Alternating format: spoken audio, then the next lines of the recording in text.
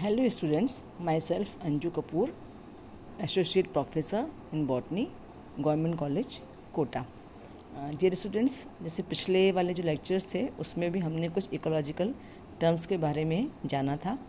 उनके अलावा कुछ और भी इकोलॉजिकल टर्म्स हैं जिनको कि जानना हमारे लिए आवश्यक है, जिसकी जो मुख्य टर्म्स हैं जो आज हम जिसके बारे में पढ़ेंगे, जैसे कि इकोसिस्टम एंड बायोस्फीयर, इसी तरह स्टैंडिंग स्टेट और इकोलॉजिकल पिरामिड्स, इसी के साथ फूड चेन है, फूड वेब है और इकोसिस्टम की जो प्रोडक्टिविटी है उसके बारे में। तो सबसे पहले हम जानते हैं कि व्हाट इज़ इकोसिस्टम। इकोसिस्टम क्या होता है? इकोसिस्टम को हम सभी जानते हैं कि ये पारिस्थितिकी तंत्र कहलाता है। इकोसिस्टम में कोई भी जो एक पर्टिकुलर गिवन एरिया है कहीं पर भी, वहाँ पर ऑर्गेनिज्म यानी कि लिविंग और नॉन लिविंग, बायोटिक और एबायोटिक दोनों ही तरह के कंपोनेंट्स वहाँ पाए जाते हैं। और वो जो कंपोनेंट्स वहाँ पाए जाते हैं उनका खुद में भी आपस में इंटरेक्शन होता है, और वो होगा क्योंकि कहीं पर भी जब लिविंग मटेरियल और नॉन लिविंग मटेरियल यानी कि बायोटिक कंपोनेंट्स और एबायोटिक, जिसे कि हम जैवीय और अजैवीय घटक भी कहते हैं, दोनों ही कंपोनेंट्स जब वहाँ पर उपस्थित होंगे, वहाँ पर मिलेंगे, तो उनमें आपस में इंटरेक्शन होना स्वाभाविक है, वो होगा। और जब इनमें इंटरेक्शन होगा तो इन्हीं के साथ वहाँ का जो एनवायरनमेंट है उनका एनवायरनमेंट से भी उनका इंटरेक्शन होगा। तो ये जो पूरा इंटरेक्शन है जिनका कि बायोटिक और एबायोटिक कंपोनेंट्स हैं, उनका आपस में इंटरेक्शन है और उसके कारण वहाँ पर मिलने वाला जो एनवायरनमेंट है वो भी अफेक्टेड होगा। इसी को जो एक तंत्र बन जाता है जिसमें कि बायोटिक कंपोनेंट्स भी हैं और एबायोटिक कंपोनेंट्स भी हैं, उस बनने वाले एक सिस्टम को हम इकोसिस्टम कहते हैं। इसको हम इस तरह से भी डिफाइन कर सकते हैं, in a given area the biotic assemblies of all the organism, plants as well as animals, that is communities, interacts with its physical environment in such a manner that there is a flow of energy leading to clearly defined trophic structure, biotic diversity and material cycles within a system known as an ecological system or ecosystem। इसी तरह से एक आता है the earth's living organism interacting with their physical environment may be considered as a vast ecosystem which is the largest and most nearly self sufficient biological system we know, and this is design are the biosphere और ecosphere. तो biosphere या ecosphere क्या है? ये भी एक तरह का इकोसिस्टम है जो कि इसका बड़ा रूप है, वास्ट इकोसिस्टम, जो कि आपस में उनका और एनवायरनमेंट का जो उसमें ऑर्गेनिज्म है और जो वहाँ पर जो फिज़िकल एनवायरनमेंट है उसका और लिविंग जो मटेरियल है, वहाँ पर लिविंग जो ऑर्गेनिज्म है उनका इंटरेक्शन होगा, और वो एक तरह से सेल्फ सफिशिएंट बायोलॉजिकल सिस्टम है। उसी को हम इकोस्फीयर या बायोस्फीयर कह सकते हैं।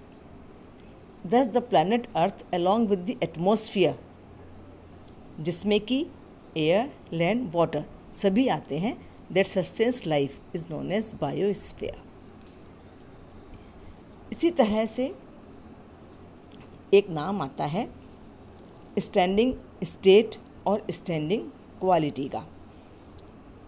The amount of inorganic substances such as phosphorus, sulphur, carbon, nitrogen, hydrogen etc. present at any given time in the environment of an ecosystem is known as standing state और standing quality। तो कहने का मतलब है कि किसी भी जो हमारा एक पर्टिकुलर एरिया है, एनवायरनमेंट, जहाँ पर कि गिवन टाइम में जो इकोसिस्टम है वहाँ पर उसमें जो इनऑर्गेनिक सब्सटेंसेस हैं वो वहाँ पर जो इनकी उपस्थिति वहाँ पर होती है उसे हम स्टैंडिंग स्टेट या स्टैंडिंग क्वालिटी कह सकते हैं। इसी तरह से स्टैंडिंग क्रॉप क्या होता है? The amount of living material present in a component population at any time is known as the standing crop. जो भी वहाँ पर लिविंग मटेरियल का अमाउंट है उसको हम स्टैंडिंग क्रॉप कहेंगे, which may be express in term of number और वेट पर यूनिट एरिया। इसी तरह biomass is the standing crop express in term of weight of the living matter present, उसको हम कहते हैं बायोमास, जो कि वेट के रूप में, इन टर्म्स ऑफ वेट के रूप में हम उसको ले सकते हैं, उसको मेज़र कर सकते हैं। इसी तरह से एक आता है इकोलॉजिकल पिरामिड। इकोलॉजिकल पिरामिड क्या है? Ecological pyramids are the graphic representation of the trophic structure and function at successive trophic levels of an ecosystem which may be shown in forms of their number, biomass और energy contain। तो जब हम ecosystem की बात करते हैं तो उसका जब हम स्ट्रक्चर पढ़ते हैं, स्ट्रक्चर में ट्रॉफिक स्ट्रक्चर्स होते हैं, जैसे कि पहले भी हमने बताया था कि इसमें बायोटिक और एबायोटिक दोनों ही कंपोनेंट्स हैं। तो जो बायोटिक कंपोनेंट्स हैं जो कि फूड सिंथेसाइज करते हैं, ट्रॉफिक लेवल जो है, जो चेन है फूड चेन, उसकी शुरुआत करते हैं, वो होते हैं हर्बीवोर्स या ऑटोट्रोफ्स, जो कि ऑर्गेनिक मैटर को एक्यूमुलेट करते हैं। ये जो हैं, जो हर्बीवोर्स हैं, जिनको कि हम प्रोड्यूसर्स भी कहते हैं, प्रोड्यूसर्स के बाद फिर आते हैं कंज्यूमर्स। कंज्यूमर्स भी कई तरह के होते हैं, तो इसी को हम एक तरह से ट्रॉफिक स्ट्रक्चर्स कहते हैं, ट्रॉफिक लेवल्स कहते हैं, जो यहाँ बन जाते हैं। और ये जो ट्रॉफिक लेवल्स हैं उनको हम ग्राफिकली रिप्रेजेंट जब करते हैं तो वो इकोलॉजिकल पिरामिड्स कहलाते हैं। और ये जो इकोलॉजिकल पिरामिड्स हैं ये मेनली 3 टाइप्स के हम इनको कह सकते हैं, जिसमें कि नंबर, बायोमास एंड एनर्जी, यानी कि number of pyramids, biomass pyramids हैं एंड एनर्जी पिरामिड्स कहलाते हैं। इसी तरह इकोसिस्टम में जब अभी हमने बात की ट्रॉफिक स्ट्रक्चर्स की, ट्रॉफिक लेवल्स की, तो बात आती है फूड चेन और फूड वेब की, और साथ में प्रोडक्टिविटी की। फूड चेन जैसा अभी हमने डिस्कस किया कि यहाँ पर जो ऑर्गेनिज्म हैं, जो कि बायोटिक कंपोनेंट्स हैं, ऑटोट्रोफ्स भी हैं, हेटेरोट्रोफ्स भी हैं, यानी कि प्रोड्यूसर्स भी हैं जो कि प्रोड्यूस करते हैं, और उसी तरह से कंज्यूमर्स भी हैं। तो इसको हम इस तरह से डिफाइन कर सकते हैं, in any ecosystem various living organisms, plants as well as animals, are arranged in a definite sequence according to their food habits. Plants are producers which are eaten by herbivores, which in turn are eaten by carnivores. This transfer of food energy from the source in plants through a series of organisms arranged in a linear manner with repeated eating and being eating is known as a food chain।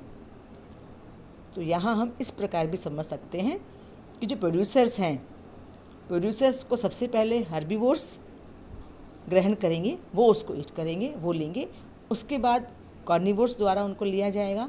तो एक तरह से एक chain बन जाती है। ये जो चेन बनती है, जो एक के बाद एक चलती रहती है, एक ऑर्गेनिज्म है, उसके बाद दूसरा ऑर्गेनिज्म है, तीसरा ऑर्गेनिज्म है, प्रोड्यूसर्स हैं, कंज्यूमर्स हैं, प्रोड्यूसर्स के बाद कंज्यूमर्स में हर्बीवोर्स आते हैं, कार्निवोर्स आते हैं, कार्निवोर्स में भी टॉप कार्निवोर्स तक पहुंच जाते हैं। इस तरह से एक लीनियर चेन बन जाती है इकोसिस्टम में, जिसको कि हम फूड चेन के नाम से जानते हैं। इसी तरह in the same ecosystem depending upon the variety of organisms as based on their food habit, there generally appear a number of linear food chains at a time. These chains are interlinked with each other at several points. This interlocking pattern of a number of food chains form a food web like arrangement known as food web। तो कई सारी जब food chains एक साथ चलती हैं एक ही ecosystem में, और ये पॉसिबल है, ये हो सकता है कि कई सारी फूड चेन्स एक साथ चलें, तो ये जो फूड चेन्स एक साथ चलती हैं ये कई बार एक दूसरे से मिक्स हो जाती हैं, इंटरलॉकिंग हो जाता है, इनका मिल जाना होता है। तो ये जो इस तरह का है, इसमें एक प्रकार का जाल सा बन जाता है, वेब बन जाता है, इसी को हम फूड वेब कहते हैं। इसी तरह से जब प्रोड्यूसर्स हैं, यहाँ पर ऑर्गेनिक मैटर बन रहा है, तो बात आती है प्रोडक्टिविटी की। Productivity the rate of production, that is amount of organic matter accumulated in the living component of an ecosystem in unit time is referred to as the productivity of the ecosystem. Productivity वही बात है कि जो वहाँ पर producers हैं, वो producers जो ऑर्गेनिक मैटर एक्यूमुलेट कर रहे हैं इकोसिस्टम में, उसको हम प्रोडक्टिविटी कहते हैं। Primary productivity is defined as the rate at which radiant energy of sun is stored by photosynthetic and chemosynthetic activity of producers, chiefly green plants, in the form of organic substances used as food materials. The rates of energy storage at consumer levels are referred to as the secondary productivity. तो जो primary productivity है, जो producers हैं वो photosynthetically या कीमोसिंथेटिकली, यानी कि photosynthesis के थ्रू या कीमोसिंथेसिस के थ्रू जो वो ऑर्गेनिक मैटर सब्सटेंसेस बना रहे हैं, जो फूड मटेरियल बना रहे हैं, और वो जो स्टोर हो रही है एट कंज्यूमर, जो उसी को हम प्राइमरी प्रोडक्टिविटी कहते हैं। और ये जो प्राइमरी प्रोडक्टिविटी है, जो रेट ऑफ एनर्जी है, ये एनर्जी जब कंज्यूमर्स लेवल पर जाकर स्टोर होती है, क्योंकि हम जानते हैं कि प्रोड्यूसर्स के बाद कंज्यूमर लेवल आता है और वो एक के बाद एक जो लेवल्स आते हैं, उन लेवल्स में जो स्टोरेज लेवल है उसका, वो हम सेकेंडरी प्रोडक्टिविटी के नाम से जानते हैं। इसी तरह एक है gross primary productivity is a total rate of photosynthesis including the organic matter used up in respiration during the period of measurement. This is also called total photosynthesis और टोटल एसिमिलेशन। अब ग्रोस का जहाँ नाम आ गया वहाँ बात करते हैं अपन, ग्रोस का मतलब पूरा होता है। इसी तरह ये टोटल रेट ऑफ फोटोसिंथेसिस है, यानी कि जो प्रोड्यूसर्स हैं उनमें जो फोटोसिंथेसिस के द्वारा ऑर्गेनिक मैटर एक्यूमुलेट हो रहा है, उसमें वो उनका जो रेस्पिरेशन है या और जो मेटाबॉलिज्म एक्टिविटीज़ हैं जिनमें कि उसका यूज़ हो रहा है, उनको सब मिलाकर जो प्रोडक्टिविटी होती है उसी को हम ग्रॉस प्राइमरी प्रोडक्टिविटी कहते हैं, या इसको टोटल फोटोसिंथेसिस या टोटल एसिमिलेशन के नाम से भी जाना जाता है। नेट प्राइमरी प्रोडक्टिविटी, ये क्या होता है? Net primary productivity is the rate of storage of organic matter in plant tissues in excess of that utilized in respiration by plants during the period of measurement। अब यहाँ पर क्या है? Net, जो कि नेट उपलब्ध है हमें, जो प्रोड्यूसर्स हैं जो कि ऑर्गेनिक मैटर बना रहे हैं, ऑर्गेनिक मैटर जो उनमें स्टोरेज हो रहा है, वो जो उन्होंने अपने रेस्पिरेशन वगैरह में या जो मेटाबॉलिज्म एक्टिविटीज़ हैं उनमें यूज़ कर लिया है, उसके अलावा जो स्टोरेज कैपेसिटी है उसकी, जो स्टोरेज ऑर्गेनिक मैटर है, उसको हम कह रहे हैं नेट प्राइमरी प्रोडक्टिविटी। इसको एपिरेंट फोटोसिंथेसिस और नेट एसिमिलेशन के नाम से भी जानते हैं। अब आता है नेट प्रोडक्टिविटी। अभी तक तो हमने देखा primary productivity and secondary productivity, अब है net productivity. Net productivity of a community is a rate of storage of organic matter not used by heterotrophs, that is net primary production minus heterotrophic consumption during the period under consideration। तो net productivity जो है वो हेटेरोट्रोफ्स जो हैं उनके level पर, वहाँ पर जो स्टोरेज ऑर्गेनिक मैटर है वो कहलाती है नेट प्रोडक्टिविटी। इसी तरह से एक है इसमें बायोजियोकेमिकल साइकिल्स, जिसकी की अपनी एक बहुत सी सिग्निफिकेंस है। इसमें इकोसिस्टम में जैसे कि हमने डिस्कस किया लिविंग और नॉन लिविंग, यानी कि बायोटिक और एबायोटिक दोनों ही कंपोनेंट्स हैं। तो इसमें जो कुछ एलिमेंट्स हैं वो एलिमेंट्स इकोसिस्टम से एनवायरनमेंट में एक सर्कुलर में जाते हैं, मैनर में जाते हैं, और एनवायरनमेंट से वापस वो इकोसिस्टम में आते हैं।